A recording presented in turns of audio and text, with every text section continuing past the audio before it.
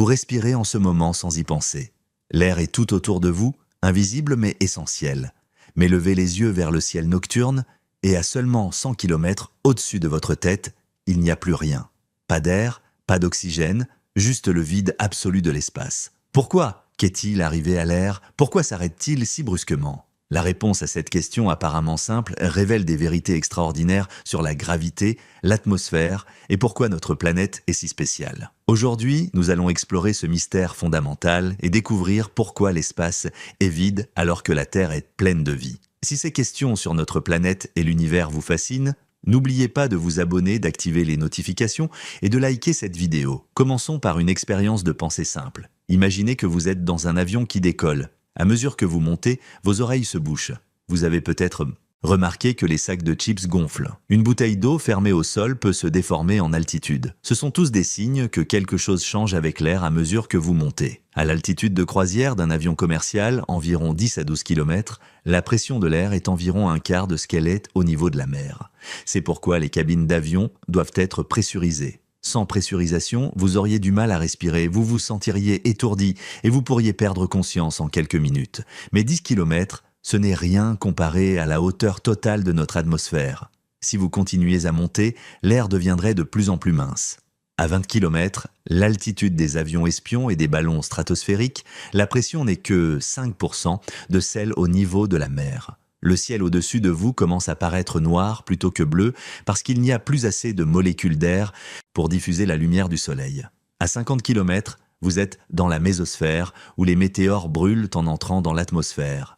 La pression ici est 1/1000 de celle au niveau de la mer. Il y a encore techniquement de l'air, mais il est si ténu que vos poumons ne pourraient extraire aucun oxygène utilisable. Vous seriez aussi mort que dans le vide spatial complet. À 81 km, vous franchissez ce qu'on appelle la ligne de Kármán, la frontière officiellement reconnue entre l'atmosphère terrestre et l'espace. À cette altitude, l'air était si rare qu'un avion aurait besoin de voler plus vite que la vitesse orbitale pour générer suffisamment de portance.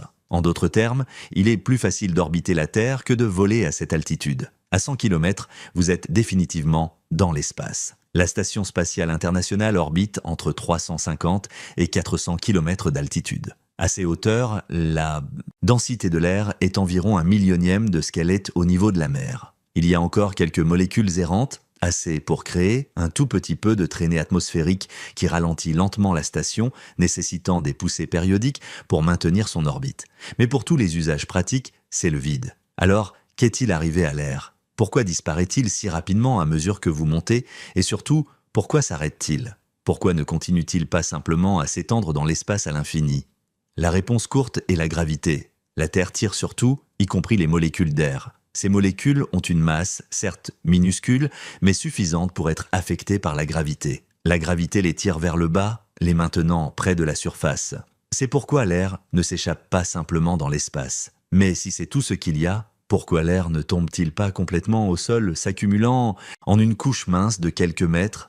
Pourquoi y a-t-il une atmosphère qui s'étend sur des centaines de kilomètres? La réponse à cette question est la pression. Les molécules d'air ne sont pas statiques. Elles bougent constamment, rebondissant les unes contre les autres et contre tout ce qu'elles rencontrent. À température ambiante, les molécules d'azote et d'oxygène dans l'air se déplacent à environ 500 mètres par seconde, soit environ 1800 km par heure.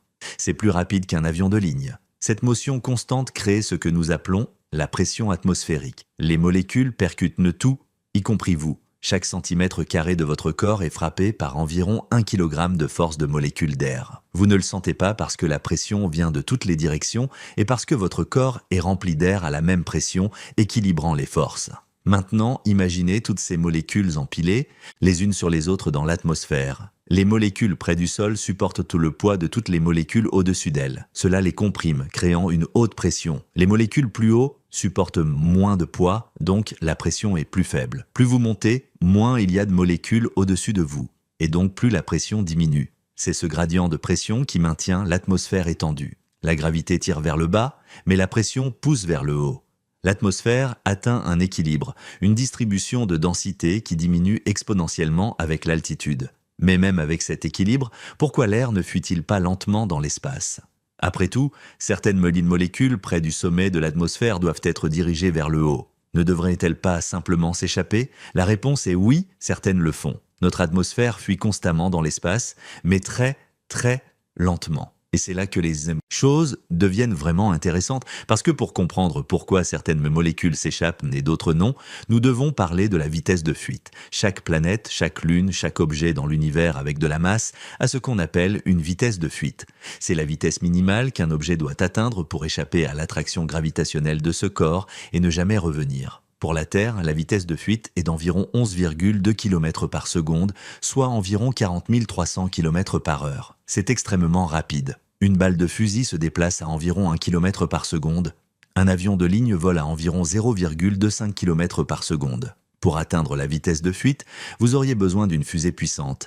Et c'est exactement ce que nous utilisons pour envoyer des sondes spatiales vers d'autres planètes. Mais revenons aux molécules d'air. Elles se déplacent à environ 0,5 km par seconde en moyenne à température ambiante. C'est rapide, mais c'est seulement environ 5% de la vitesse de fuite. La grande majorité des molécules d'air ne vont nulle part. Elles sont solidement liées à la Terre par la gravité.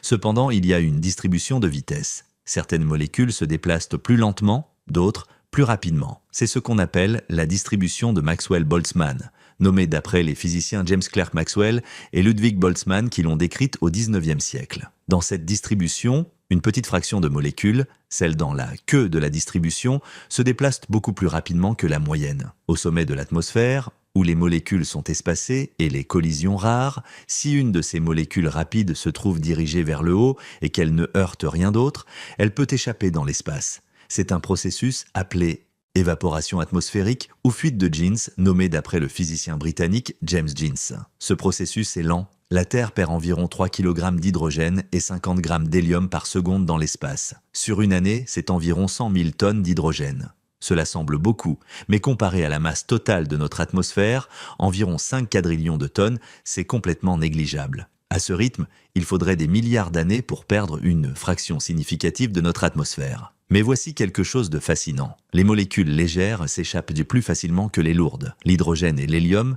étant les éléments les plus légers, ont des vitesses moyennes basées plus élevées à une température donnée.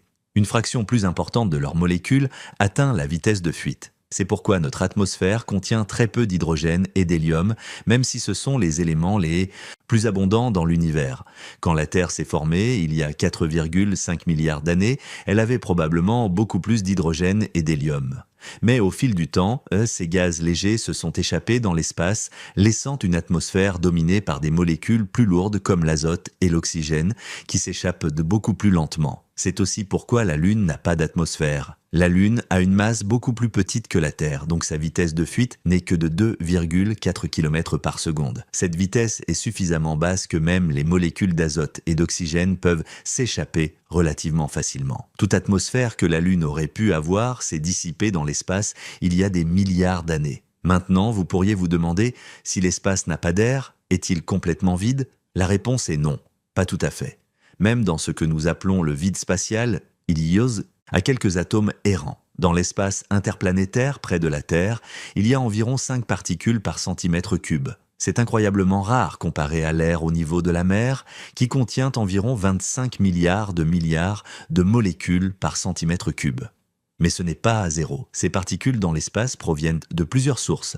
Certaines sont des molécules qui se sont échappées des atmosphères planétaires, d'autres proviennent du vent solaire, un flux de particules chargées, principalement des protons et des électrons, éjectés par le Soleil à environ 400 km par seconde. Et certaines sont des atomes d'hydrogène neutres dérivant dans l'espace interstellaire, les restes du gaz qui remplissaient le système solaire avant la formation des planètes. Donc, l'espace n'est pas vraiment vide dans le sens absolu. Mais comparé à l'air que nous respirons, c'est aussi proche du vide parfait que nous pouvons l'observer dans la nature. Pour vraiment comprendre pourquoi l'espace n'a pas d'air, nous devons examiner de plus près la structure de notre atmosphère. L'atmosphère n'est pas une couche uniforme, elle est se diviser en plusieurs couches distinctes, chacune avec ses propres caractéristiques. La couche la plus basse, celle dans laquelle nous vivons, s'appelle la troposphère. Elle s'étend du niveau de la mer jusqu'à environ 10 à 15 km d'altitude, plus haute aux tropiques et plus basse aux pôles. C'est ici que se produit presque toute notre météo, les nuages, la pluie, les orages, les ouragans. La troposphère contient environ 80% de la masse totale de l'atmosphère et presque toute la vapeur d'eau. Dans la troposphère, la température diminue à mesure que vous montez, d'environ 6,5 degrés Celsius par kilomètre. C'est pourquoi les sommets des montagnes sont froids et enneigés même en été. Au sommet du mont Everest, à environ 8,8 km d'altitude, la température peut chuter à moins 40 degrés Celsius et la pression atmosphérique n'est qu'environ un tiers de celle au niveau de la mer. C'est pourquoi les alpinistes ont besoin de bouteilles d'oxygène pour atteindre le sommet. Au-dessus de la troposphère se trouve la tropopause, une mince couche de transition, puis la stratosphère. La stratosphère s'étend d'environ 15 à 50 km d'altitude. Ici, quelque chose d'étrange se produit. La température commence à augmenter à mesure que vous montez. Pourquoi? À cause de l'ozone. La couche d'ozone, située entre 15 et 35 km d'altitude, absorbe les rayons ultraviolets du soleil. Cette absorption d'énergie réchauffe l'air environnant, créant une inversion de température. C'est crucial pour la vie sur Terre. Sans la couche d'ozone, les UV nocifs du soleil atteindraient la surface, causant des cancers de la peau généralisés et endommageant les plantes et le plancton océanique. La stratosphère contient environ 19% de la masse atmosphérique restante. L'air ici est déjà extrêmement rare. À 30 km d'altitude, la pression n'est qu'environ 1% de celle au niveau de la mer. Les ballons météorologiques peuvent atteindre cette altitude et c'est ici que volaient les avions espions U-2 pendant la guerre froide. Au-dessus de la stratosphère, à environ 50 km, nous entrons dans la mésosphère. C'est ici que les températures recommencent à chuter, atteignant les températures les plus froides de l'atmosphère terrestre, environ moins 90 degrés Celsius au sommet de la mésosphère, vers 80 km d'altitude. La mésosphère est où la plupart des météores brûlent. Quand vous voyez une étoile filante, c'est une petite roche de l'espace, souvent pas plus grande qu'un grain de sable, entrant dans l'atmosphère à des dizaines de kilomètres par seconde. Même si l'air dans la mésosphère est incroyablement rare, à ces vitesses extrêmes, la friction avec les molécules d'air est suffisante pour chauffer le météore jusqu'à ce qu'il s'évapore dans un flash brillant. Au-dessus de 80 km, nous entrons dans la thermosphère. C'est ici que les choses deviennent vraiment intéressantes. Dans la thermosphère, les températures peuvent monter jusqu'à 1500 degrés Celsius ou plus pendant la journée, en raison de l'absorption intense du rayonnement solaire de haute énergie. Mais attendez, si c'est si chaud, pourquoi les satellites ne fondent-ils pas? La réponse est que température dans la thermosphère a un sens différent de ce que nous expérimentons au niveau du sol. La température est une mesure de l'énergie cinétique moyenne des molécules. Dans la thermosphère, les quelques molécules présentes se déplacent extrêmement rapidement, donc elles ont une température élevée. Mais parce qu'il y a si peu de molécules, il y a très peu de chaleur totale. Un satellite dans la thermosphère ne sera pas chauffé significativement parce qu'il y a trop peu de molécules pour transférer leur énergie. C'est un concept important à comprendre. Dans notre expérience quotidienne, nous confondons souvent chaleur et température. Mais ce sont des choses différentes. La température mesure l'énergie par molécule. La chaleur mesure l'énergie totale. Dans le vide spatial, ou la thermosphère, presque vide, vous pouvez avoir une température élevée mais très peu de chaleur. La thermosphère s'étend jusqu'à environ 600 km d'altitude, bien que sa limite supérieure varie considérablement en fonction de l'activité solaire. C'est ici que la Station spatiale internationale orbite, ainsi que la plupart des satellites en orbite basse. C'est aussi où se produisent les aurores boréales et australes, ces magnifiques spectacles de lumière verte et rouge, créés lorsque des particules chargées du vent solaire entrent en collision avec des molécules d'oxygène et d'azote dans la haute atmosphère. Au-dessus de la thermosphère, au-delà de 600 km, nous atteignons l'exosphère, la couche la plus externe de l'atmosphère terrestre. L'exosphère n'a pas de limite supérieure claire. Elles se font progressivement dans le vide de l'espace. Les molécules ici sont si espacées qu'elles voyagent sur des centaines de kilomètres sans entrer en collision avec une autre molécule. C'est dans l'exosphère que les molécules les plus rapides peuvent atteindre la vitesse de fuite et s'échapper dans l'espace. Certains scientifiques considèrent que l'exosphère s'étend jusqu'à environ 10 000 km, où l'influence gravitationnelle de la Terre cède la place à l'influence gravitationnelle du Soleil. D'autres la définissent comme s'étendant jusqu'à la limite de la magnétosphère terrestre, environ 65 000 km du côté ensoleillé et des centaines de milliers de kilomètres du côté opposé au Soleil. Cette structure en couche de l'atmosphère n'est pas arbitraire. Elle reflète des processus physiques fondamentaux. Comment les gaz réagissent à la gravité ? Comment ils absorbent et émettent le rayonnement? Comment ils interagissent avec les particules chargées du vent solaire? Chaque couche a son propre équilibre de force, sa propre température, sa propre composition chimique. Ce qui est remarquable, c'est à quel point cette atmosphère est mince. Si la Terre était réduite à la taille d'une pomme, toute l'atmosphère respirable serait plus mince que la peau de la pomme. Nous vivons au fond d'un océan d'air, mais c'est un océan étonnamment peu profond. Au-delà, il y a le vaste vide de l'espace. Maintenant que nous comprenons pourquoi la Terre a une atmosphère et pourquoi elle ne s'étend pas indéfiniment dans l'espace, explorons pourquoi d'autres planètes ont des atmosphères si différentes. Cette comparaison nous aidera à apprécier à quel point notre propre atmosphère est spéciale. Commençons par notre voisine la plus proche, Vénus. Vénus est souvent appelée la sœur jumelle de la Terre parce qu'elle a une taille et une masse similaires. Sa gravité de surface est environ 90% de celle de la Terre. Vous pourriez penser qu'elle aurait une atmosphère similaire, mais vous auriez complètement tort.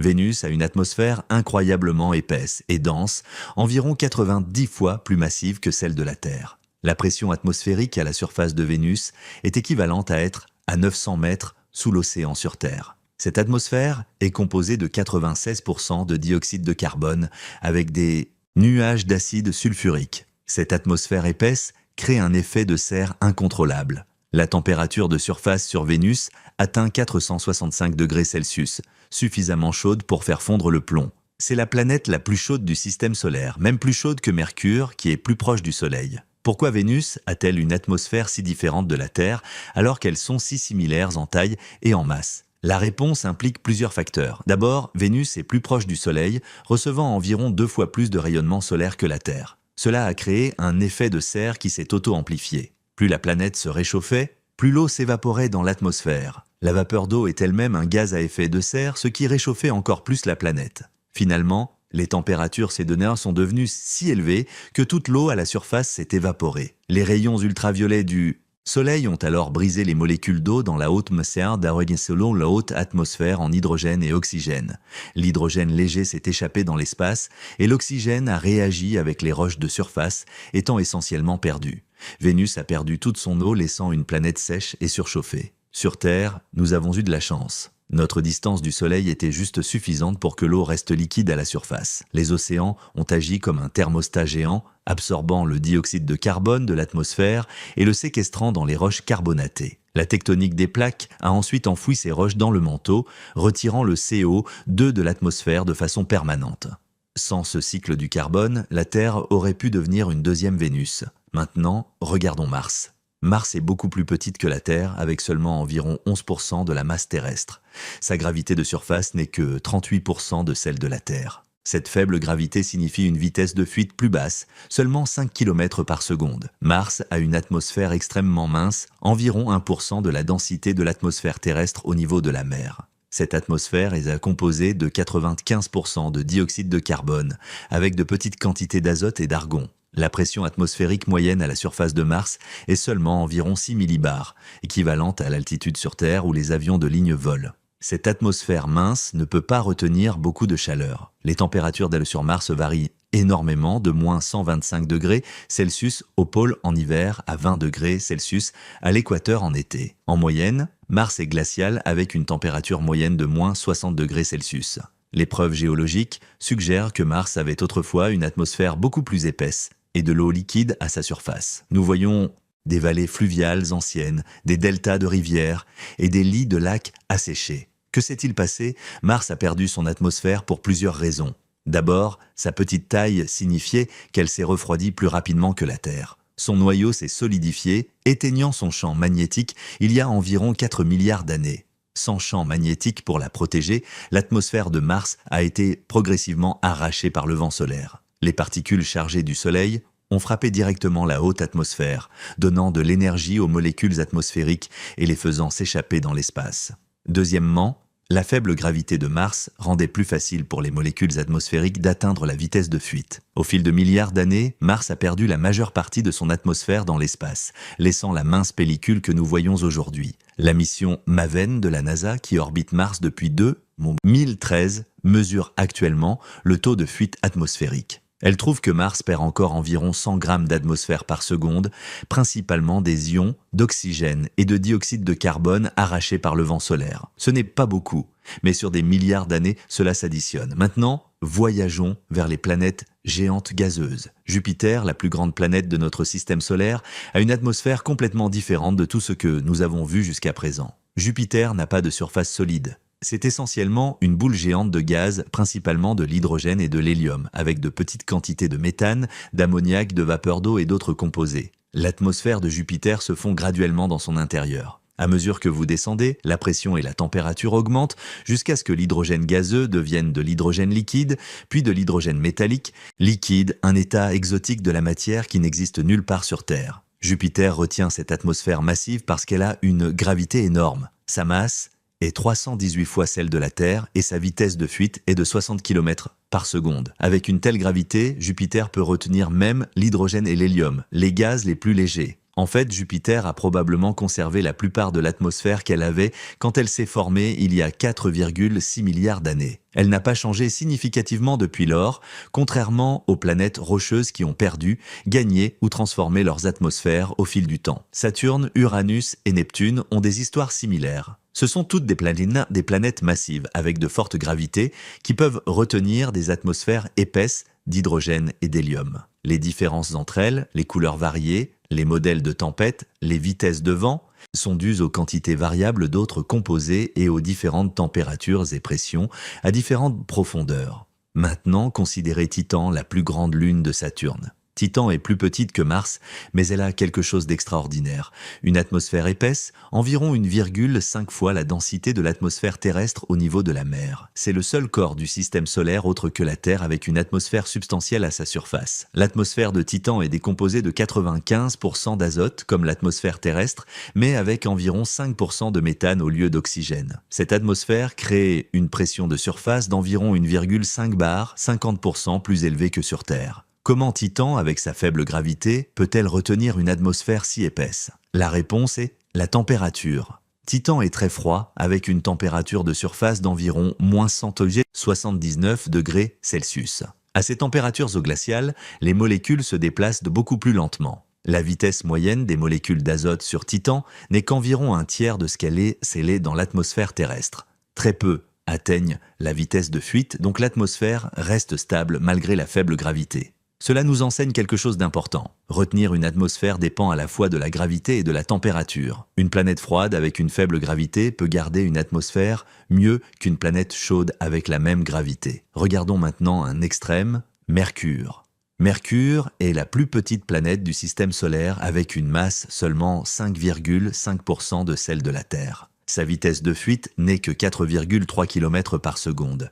De plus, Mercure est très proche du Soleil, recevant plus de 6 fois le rayonnement solaire que la Terre. Les températures de surface varient de -173 degrés Celsius la nuit à 427 degrés Celsius le jour. Cette combinaison de faible gravité et de haute température signifie que Mercure ne peut retenir pratiquement aucune atmosphère. Elle a ce qu'on appelle une exosphère, une couche extrêmement mince d'atomes capturés temporairement du vent solaire ou éjectés de sa surface par les impacts de micrométéorites. La pression de cette exosphère est moins d'un trillionième de celle de l'atmosphère terrestre. Pour tous les usages pratiques, Mercure n'a pas d'atmosphère. Ce qui est fascinant, c'est que nous pouvons utiliser ces principes pour prédire quel type d'atmosphère nous trouverons sur les exoplanètes autour d'autres étoiles. Si une planète est grande et froide, elle aura probablement une épaisse atmosphère d'hydrogène et d'hélium comme Jupiter. Si elle est de taille terrestre et à la bonne distance de son étoile, elle pourrait avoir une atmosphère comme la nôtre.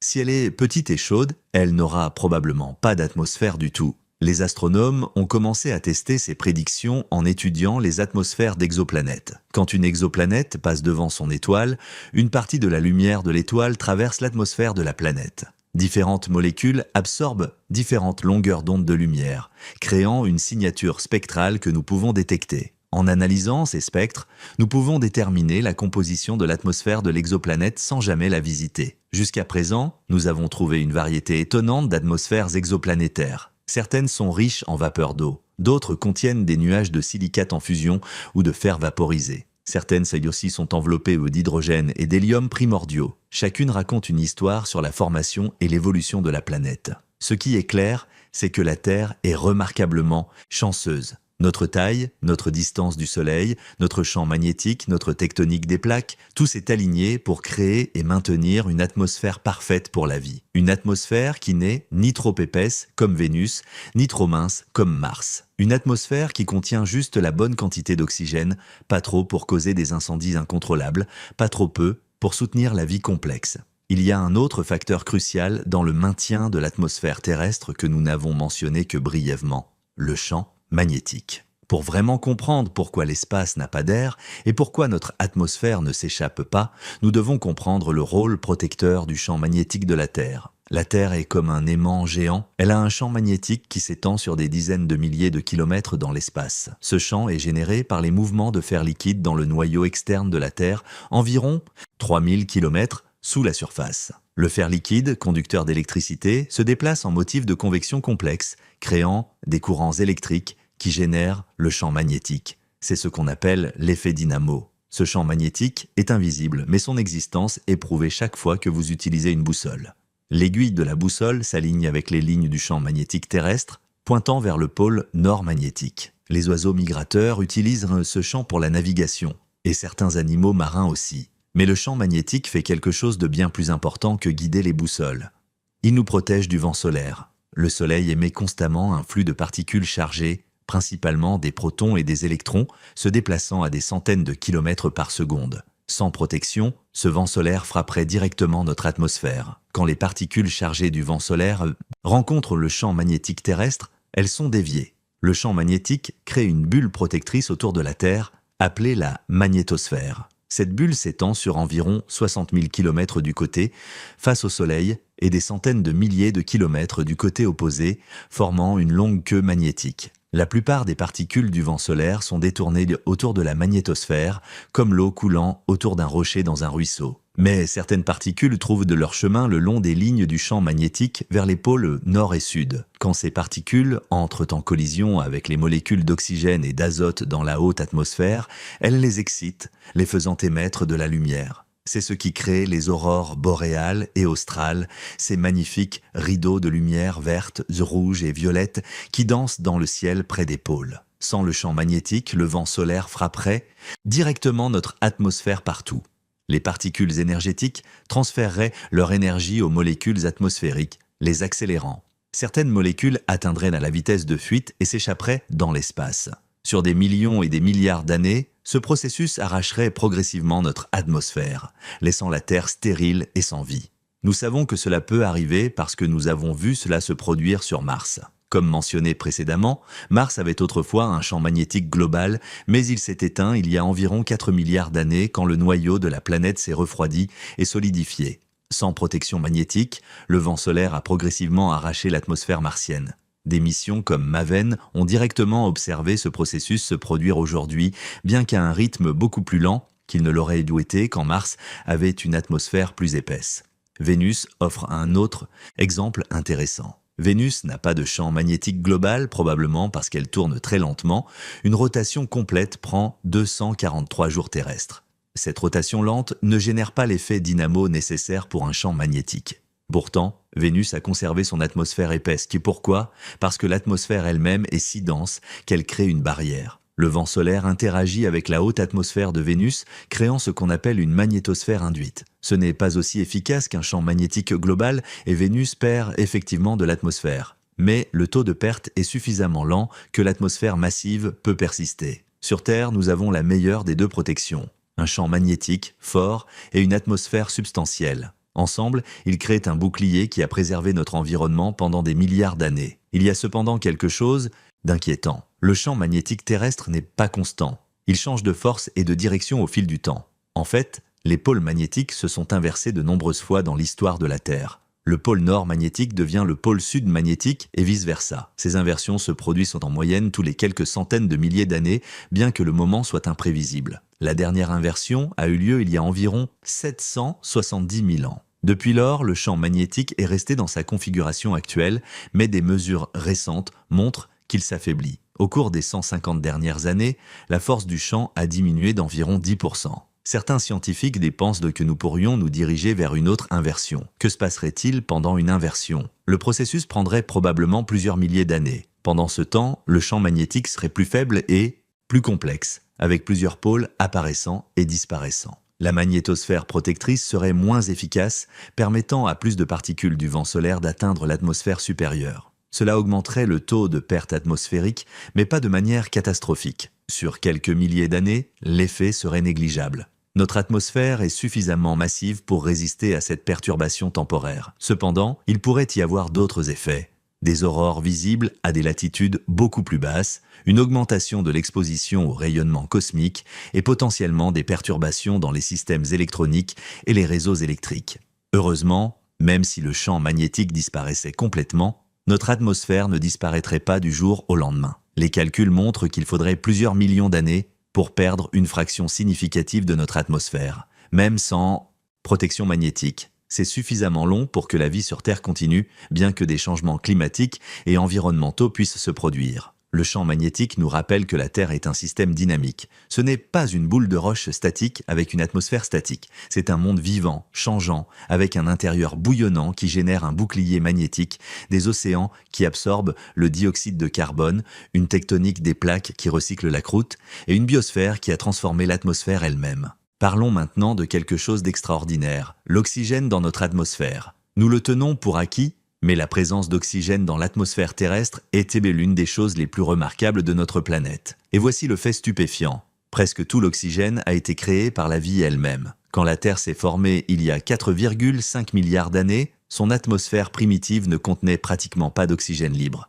Elle était composée principalement de vapeur d'eau, de dioxyde de carbone, d'azote et de petites quantités de méthane et d'ammoniac. C'était une atmosphère toxique pour la plupart des formes de vie que nous connaissons aujourd'hui. Pendant le premier milliard d'années environ, l'atmosphère est restée ainsi. Puis, il y a environ 3,5 milliards d'années, quelque chose d'extraordinaire s'est produit. La photosynthèse a évolué. Des organismes microscopiques, appelés cyanobactéries, ont développé la capacité d'utiliser la lumière du soleil pour convertir le dioxyde de carbone et l'eau en sucre, libérant de l'oxygène comme sous-produit. Au début, cet oxygène ne s'est pas accumulé dans l'atmosphère. Il a immédiatement réagi avec le fer dissous dans les océans, formant des oxydes de fer qui se sont déposés sur le fond marin. Ces dépôts, appelés formations de fer rubané, sont visibles aujourd'hui dans des roches anciennes du monde entier. Ils témoignent de ce premier oxygène produit par la vie. Ce processus a continué pendant plus d'1 milliard d'années. Les cyanobactéries produisaient de l'oxygène et cet oxygène oxydait le fer dans les océans. Finalement, il y a environ 2,4 milliards d'années,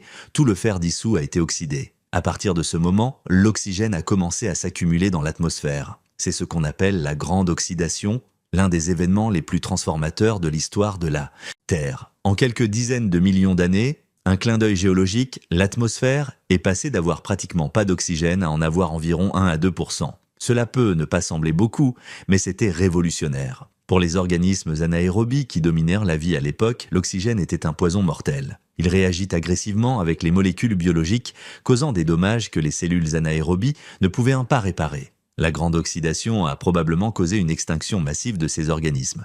Ironiquement, les cyanobactéries qui ont produit l'oxygène ont rendu la Terre toxique pour une grande partie de la vie existante.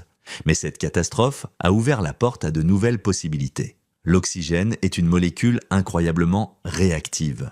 Les organismes qui ont évolué pour l'utiliser plutôt que d'en être empoisonnés ont découvert qu'ils pouvaient extraire beaucoup plus d'énergie de leur nourriture. La respiration aérobie, l'utilisation de l'oxygène pour brûler les sucres, produit environ 18 fois plus d'énergie que les processus anaérobies. Cette explosion d'énergie disponible a alimenté l'évolution de formes de vie plus complexes. Les cellules eucaryotes, avec leurs noyaux et organites complexes, ont évolué. Finalement, la vie multicellulaire est apparue. Des animaux, des plantes, des champignons, toute la diversité de la vie complexe que nous voyons aujourd'hui, tout cela a été rendu possible par l'oxygène dans l'atmosphère. Mais l'histoire de l'oxygène atmosphérique n'est pas simple.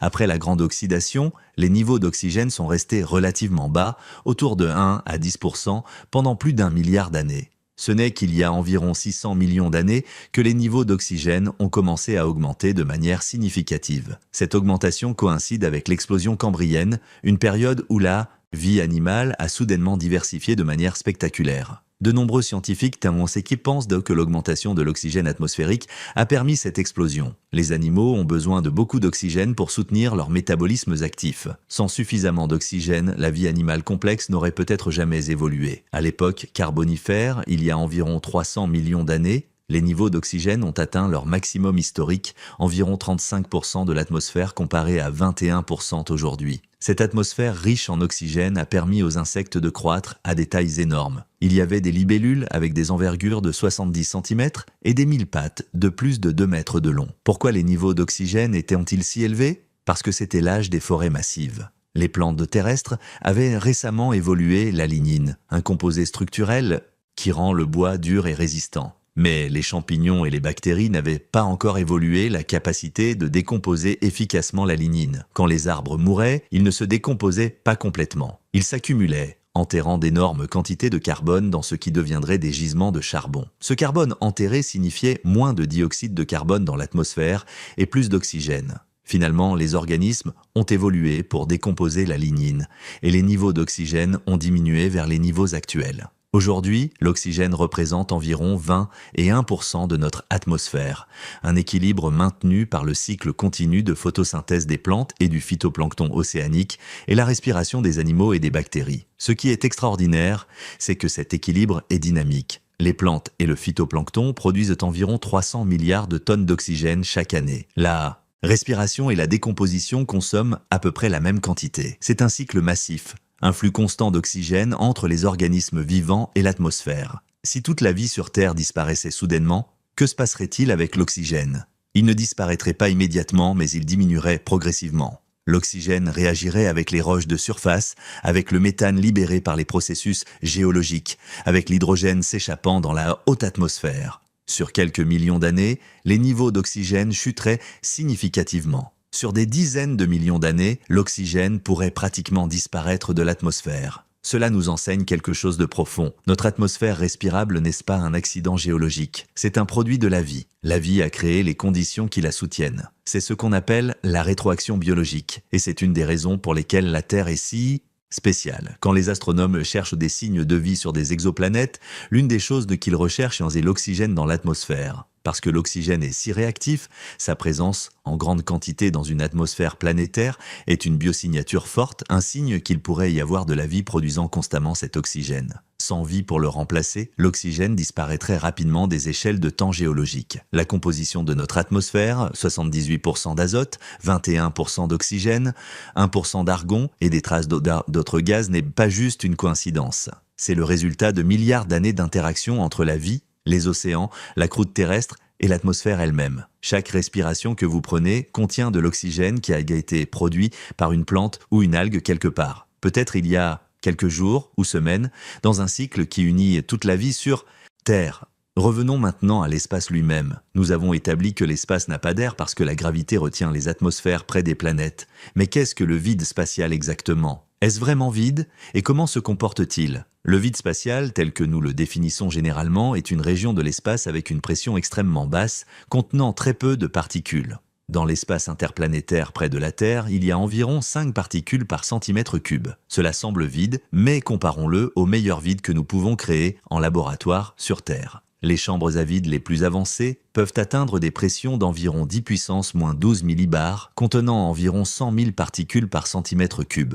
C'est incroyablement rare, mais c'est encore 20 000 fois plus dense que l'espace interplanétaire. L'espace est un meilleur vide que tout ce que nous pouvons créer artificiellement. Dans l'espace interstellaire, loin de toute étoile, la densité tombe à environ un atome par centimètre cube. Dans les régions les plus vides de l'espace intergalactique, la densité pourrait être aussi faible qu'un atome par mètre cube ou même par kilomètre cube. Ce sont des niveaux de vide presque inconcevables. Mais même ce vide extrême n'est pas vraiment vide dans le sens absolu. La mécanique quantique nous dit que le vide spatial est en fait rempli d'énergie. C'est ce qu'on appelle l'énergie du vide quantique ou l'énergie du point zéro. Même dans l'espace complètement vide, sans aucune particule de matière, il y a constamment des paires de particules virtuelles qui apparaissent et disparaissent, créées à partir de fluctuations quantiques du vide. Ces particules virtuelles existent pendant des périodes incroyablement brèves, bien en dessous de ce que nous pouvons mesurer directement, avant de s'annihiler mutuellement. Mais leur existence a des effets mesurables. L'effet Casimir, par exemple, est une force attractive entre deux plaques métalliques dans le vide, causée par les fluctuations quantiques du vide entre les plaques. Cet effet a été mesuré expérimentalement et confirme que le vide n'est pas vraiment vide au niveau quantique. Il y a aussi l'énergie sombre, une forme mystérieuse d'énergie qui imprègne tout l'espace et cause l'expansion accélérée de l'univers. L'énergie sombre représente environ 68% du contenu total énergie-masse de l'univers, mais nous ne savons pas vraiment ce que c'est. Elle pourrait être liée à l'énergie du vide quantique, ou elle pourrait être quelque chose d'entièrement différent. Le vide spatial a aussi des propriétés étranges en ce qui concerne la température. Nous disons souvent que l'espace est froid. Et c'est vrai dans un sens. La température du vide spatial, loin de toute étoile, est d'environ 2,7 Kelvin, soit moins 270,4 degrés Celsius. C'est la température du rayonnement de fond cosmique, l'écothermique du Big Bang. Mais le concept de température dans le vide est délicat. La température mesure l'énergie cinétique moyenne des particules. Dans un vide presque parfait, il y a si peu de particules que la notion de température devient presque sans signification. Un astronaute flottant dans l'espace loin de toute étoile ne gèlerait pas instantanément comme on pourrait le penser. Au lieu de cela, il aurait du mal à se débarrasser de sa chaleur corporelle. Sur Terre, nous perdons de la chaleur principalement par convection et conduction, l'air frais absorbant la chaleur de notre peau. Dans le vide spatial, il n'y a pas d'air pour emporter la chaleur. La seule façon de perdre de la chaleur est par radiation, émettant des photons infrarouges. C'est un processus beaucoup plus lent. Un astronaute dans l'ombre, sans lumière solaire pour le réchauffer, se refroidirait progressivement sur plusieurs heures, pas instantanément. En revanche, un astronaute en plein soleil sans protection aurait un problème de surchauffe, pas de froid. La lumière du soleil dans l'espace est intense, sans atmosphère pour l'absorber ou la diffuser. La face d'un objet face au soleil peut se réchauffer à plus de 120 degrés Celsius, tandis que la face dans l'ombre peut descendre à moins 150 degrés Celsius. Les engins spatiaux doivent être soigneusement conçus pour gérer ces extrêmes de température. Le vide spatial pose aussi des défis uniques pour les organismes vivants. Sans pression atmosphérique, les liquides dans votre corps commenceraient sans à bouillir à température corporelle normale. C'est ce qu'on appelle l'ébullisme. L'eau dans vos tissus mous, votre langue, vos yeux, formerait des bulles de vapeur. Vous gonfleriez à environ 2 fois votre taille normale en quelques secondes. Heureusement, votre peau est suffisamment élastique et résistante pour vous empêcher d'éclater, contrairement à ce que montrent certains films de science-fiction. Vous ne exploseriez pas, mais l'ébullisme serait extrêmement douloureux et dangereux. Le problème le plus immédiat, cependant, serait le manque d'oxygène. Sans air à respirer, vous perdriez conscience en environ 15 secondes à mesure que l'oxygène dans votre sang s'épuise. Les dommages cérébraux commenceraient après environ 4 minutes. Si vous étiez ramené dans une atmosphère pressurisée dans la première minute environ, vous pourriez survivre sans dommages permanents. Au-delà de cela, les perspectives deviennent sombres. Il y a eu quelques cas documentés de personnes exposées au vide spatial ou à des conditions proches du vide. En 1965, un technicien de la NASA dans une chambre à vide a eu un dysfonctionnement de sa combinaison spatiale, l'exposant à une pression proche de zéro. Il a perdu conscience après environ 14 secondes, mais a été sauvé quand la chambre a été rapidement repressurisée.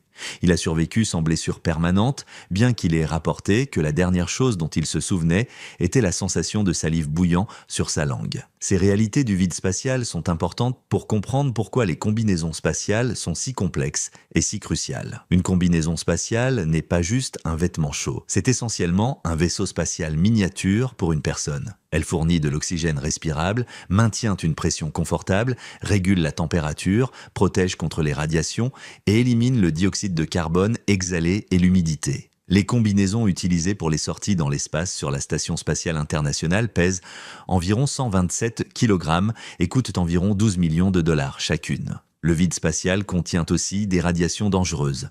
Sans l'atmosphère terrestre pour absorber et diffuser le rayonnement ultraviolet, les rayons X et certains rayons cosmiques, un astronaute dans l'espace est exposé à des niveaux de radiation beaucoup plus élevés qu'au niveau du sol. Sur la Station spatiale internationale, les astronautes reçoivent en 6 mois l'équivalent de radiation qu'une personne au sol recevrait en 20 ans. Cette radiation vient de plusieurs sources. Le Soleil émet non seulement de la lumière visible, mais aussi des UV intenses, des rayons X et occasionnellement des éruptions solaires qui éjectent d'énormes quantités de particules chargées. Les rayons cosmiques galactiques, des particules hautement énergétiques provenant d'au-delà de notre système solaire, bombardent constamment tout dans l'espace. Et il y a des ceintures de radiation piégées dans le champ magnétique terrestre, les ceintures de Van Allen, qui sont particulièrement dangereuses. Pour les missions de longue durée dans l'espace, comme un voyage vers Mars, la radiation est l'un des plus grands défis. Les astronautes accumuleront des doses significatives, augmentant leur risque de cancer et potentiellement causant d'autres problèmes de santé. Les futurs vaisseaux spatiaux interplanétaires devront avoir un blindage épais ou peut-être des champs magnétiques artificiels pour protéger les équipages. Le vide spatial pose aussi des défis pour la technologie. Les lubrifiants s'évaporent, les matériaux peuvent devenir cassants à cause de la température ou dégradés par la radiation. Le soudage à froid peut se produire, où 2 pièces de métal pures se touchant fusionnent ensemble parce qu'il n'y a pas de couche d'oxydation ou de contaminants pour les séparer. Les panneaux solaires se dégradent progressivement à cause de l'impact de micrométéorites et de particules chargées. Malgré tous ces défis, nous avons appris à opérer dans le vide spatial. Nous avons construit des satellites qui fonctionnent pendant des décennies. Nous maintenons la Station spatiale internationale en orbite continue depuis 2000. Nous avons envoyé des sondes aux confins du système solaire et au-delà. L'ingénierie et l'innovation humaine ont trouvé des moyens de surmonter l'environnement hostile de l'espace. Alors, après avoir exploré pourquoi l'espace n'a pas d'air, que pouvons-nous conclure ? Cette question apparemment simple nous a menés à travers la gravité, la pression atmosphérique, les vitesses moléculaires, le champ magnétique, l'histoire de la vie sur Terre et la nature du vide quantique. Elle touche à presque tous les aspects de la science planétaire et de la physique. Mais au-delà de la science, il y a une dimension philosophique à cette question. Le fait que l'espace soit vide alors que la Terre est pleine de vie nous dit quelque chose de profond sur notre place dans l'univers. Nous vivons sur une île d'air et de vie dans un océan cosmique de vide. Cette île est incroyablement mince. Si vous pouviez conduire votre voiture directement vers le haut, à 100 km/h, vous atteindriez l'espace en 1 heure. Toute la biosphère, tout ce qui vit, est confiné à cette pellicule mince sur la surface d'une petite planète rocheuse. Cette perspective devrait nous donner un sentiment d'humilité et de responsabilité. Notre atmosphère n'est pas inépuisable, elle est finie, délicate, et elle dépend d'équilibres complexes entre les océans, la vie, la chimie atmosphérique et les processus géologiques. Perturber ces équilibres pourrait avoir des conséquences que nous ne comprenons pas entièrement. Le changement climatique anthropique est un exemple de cette perturbation. En brûlant des combustibles fossiles, nous remettons rapidement dans l'atmosphère du carbone qui a été séquestré pendant des millions d'années. Nous augmentons les niveaux de dioxyde de carbone plus rapidement qu'ils n'ont changé naturellement pendant des millions d'années. Cela modifie l'équilibre radiatif de la planète, réchauffant l'atmosphère et les océans, avec des conséquences en cascade pour le climat, les écosystèmes et la société humaine. Comprendre pourquoi l'espace n'a pas d'air nous aide à apprécier à quel point notre atmosphère est précieuse et fragile. C'est le résultat de milliards d'années de processus géologiques et biologiques. Elle ne peut pas être prise pour acquise. Cette compréhension a aussi des implications pour notre recherche de vie ailleurs. Si nous trouvons une planète avec une atmosphère contenant de l'oxygène,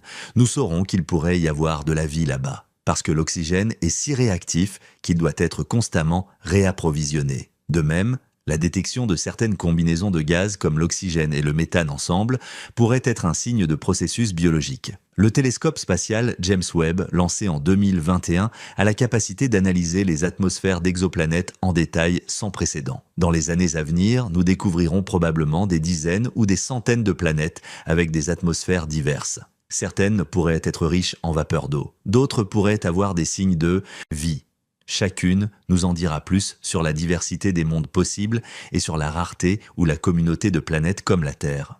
Il y a aussi des implications pour l'avenir de l'humanité dans l'espace. Si nous voulons établir des colonies permanentes, sur la Lune, Mars ou ailleurs, nous devrons créer des environnements artificiels avec de l'air respirable. Ce ne sera pas facile. Nous devrons soit transporter l'air de la Terre, soit le produire localement à partir de ressources disponibles. Sur Mars, par exemple, l'atmosphère mince de dioxyde de carbone pourrait potentiellement être convertie en oxygène respirable en utilisant des processus chimiques. L'expérience MOXIE sur le rover Perseverance a démontré cette technologie en 2021, produisant avec succès de l'oxygène à partir de l'atmosphère martienne. C'est une étape vers la possibilité que les futurs astronautes martiens puissent générer leur propre air.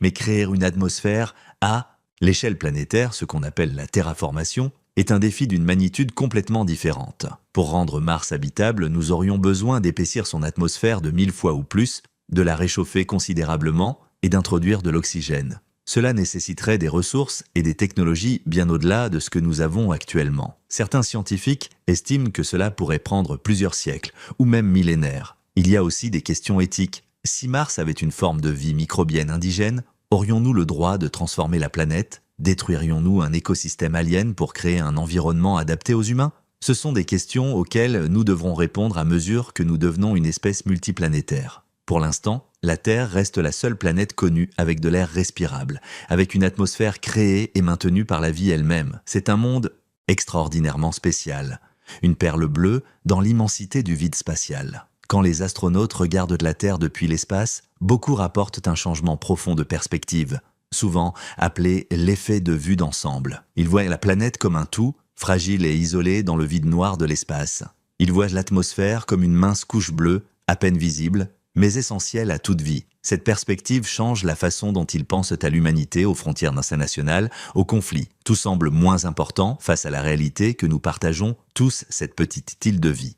L'astronaute canadien Chris Hadfield a dit « Vous ne voyez pas les frontières depuis l'espace. Vous ne voyez que la Terre. Notre maison est là, flottant librement au milieu de l'éternité. » Cette perspective est peut-être l'enseignement le plus important de notre exploration de pourquoi l'espace n'a pas d'air. Ce n'est pas juste une question de physique et de chimie. C'est une question sur ce qui rend notre monde unique, sur les processus délicats qui maintiennent la vie, et sur notre responsabilité en tant que seuls êtres conscients que nous connaissons qui peuvent garder, comprendre et protéger cette atmosphère précieuse. Revenons à notre question originale.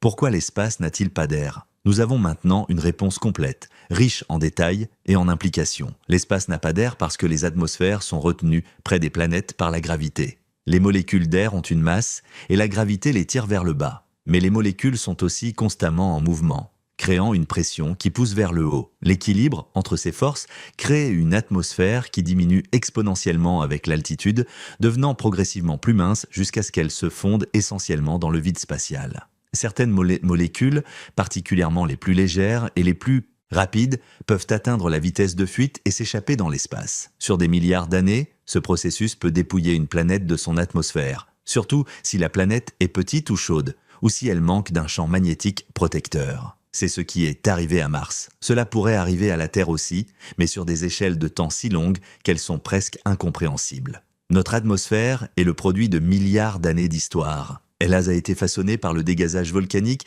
par les impacts de comètes apportant de l'eau et des gaz, par les réactions chimiques avec les roches de surface et surtout par la vie elle-même. Les cyanobactéries ont créé l'oxygène qui rend notre monde respirable. Les plantes et le phytoplancton le maintiennent. Nous respirons grâce à des organismes qui ont vécu il y a des milliards d'années et à des organismes vivants aujourd'hui. Le vide spatial n'est pas absolument vide. Il contient quelques particules errantes, des fluctuations quantiques, l'énergie sombre mystérieuse et les champs magnétiques qui s'étendront depuis le Soleil et les planètes. Mais comparé à l'air que nous respirons, c'est aussi proche du néant que nous pouvons trouver dans la nature. Ce contraste entre la Terre pleine de vie et l'espace vide nous enseigne l'importance de protéger notre planète.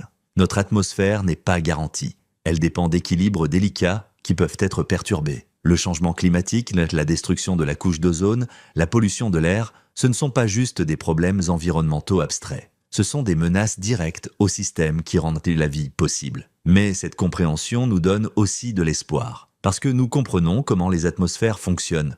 Nous pouvons prédire ce qui se passera si nous continuons sur certaines voies et nous pouvons prendre des mesures pour éviter les résultats catastrophiques. L'accord de Montréal de 1987, qui a progressivement éliminé les produits chimiques détruisant la couche d'ozone, est un exemple de l'humanité travaillant ensemble pour protéger notre atmosphère. La couche d'ozone se rétablit maintenant, preuve que nous pouvons résoudre ces problèmes quand nous le voulons. En regardant vers l'avenir, notre compréhension des atmosphères guidera notre exploration du système solaire et au-delà. Nous chercherons des signes d'air sur d'autres mondes, des atmosphères qui pourraient indiquer la présence de vie ou des conditions habitables.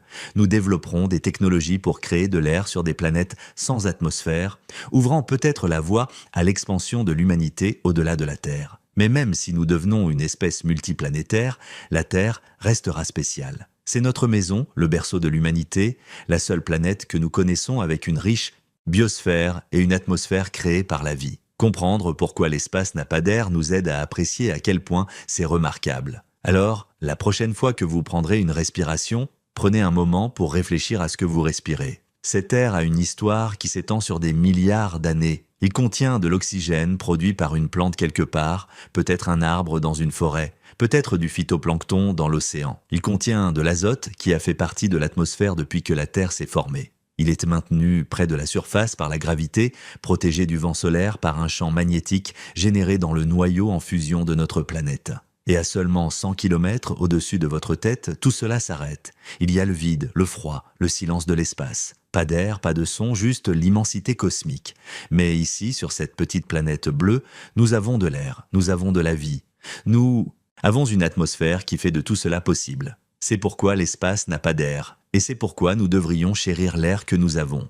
Merci d'avoir regardé cette exploration de l'une des questions les plus fondamentales sur notre monde et l'univers. Si cette plongée dans la science de notre atmosphère vous a fasciné, n'oubliez pas de vous abonner à la chaîne, d'activer les notifications et de liker cette vidéo. Et dites-moi dans les commentaires, avez-vous déjà pensé à l'air que vous respirez de cette façon?